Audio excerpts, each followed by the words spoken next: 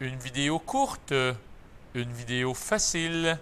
Quel est le rapport de similitude entre ces paires de solides? On insiste, semblables. On ne peut pas établir un rapport de similitude quand c'est pas semblable. Par exemple, entre un cochon et un poulet, il n'y a pas de rapport de similitude. Entre un petit et un grand cochon, là, ça peut exister, par exemple. Donc, une sphère dont le diamètre mesure 9 cm et une sphère dont le diamètre mesure 3 cm. Donc, le rapport de similitude, on pourrait prendre le diamètre de la grosse sphère divisé par le diamètre de la petite sphère, donc 9 divisé par 3. Ça fait bien sûr un rapport de similitude de 3. Et attention de ne pas écrire centimètres. Il y a parfois des élèves qui font ça. Attention, il n'y a pas d'unité de mesure pour un rapport de similitude.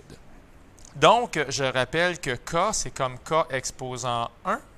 Ça tombe bien, on est en une dimension lorsqu'on compare des diamètres ensemble. Donc, c'est logique que ce soit K, comme dans K égale 3.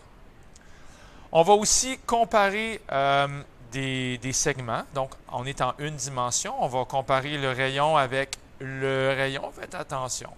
Si on parle de diamètre, on va tout simplement le diviser par 2 et je vais écrire tout simplement que le petit rayon mesure 2 cm, mais que le grand rayon mesure 6 divisé par 2, donc 3 cm.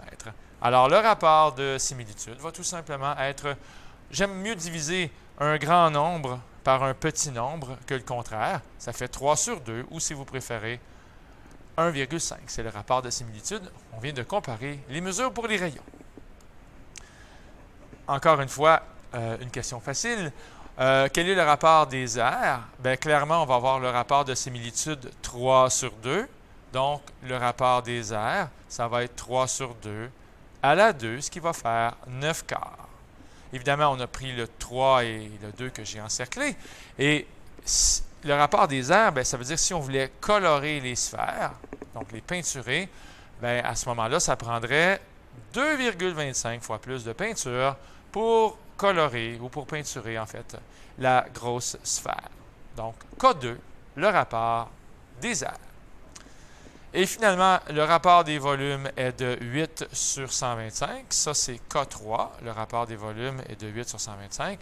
En faisant la racine cubique de 8 sur 125, on peut la partager, n'est-ce pas, la racine cubique? D'ailleurs, il faudrait que je l'écrive, racine cubique. On peut partager la racine cubique pour le 8 et pour le 125, ce qui va donner 2 sur 5, le rapport de similitude. Ça tombe bien, on vous demande quel est le rapport des périmètres. Les périmètres, c'est en une dimension. Donc, clairement, le rapport des périmètres, c'est K ici. Ce n'est pas K2 qu'on cherche, c'est bien K. Comme dans 2 cinquièmes. Alors voilà, c'était tout simple, n'est-ce pas, comme vidéo pour ces 4 jolies petites questions. Bye tout le monde!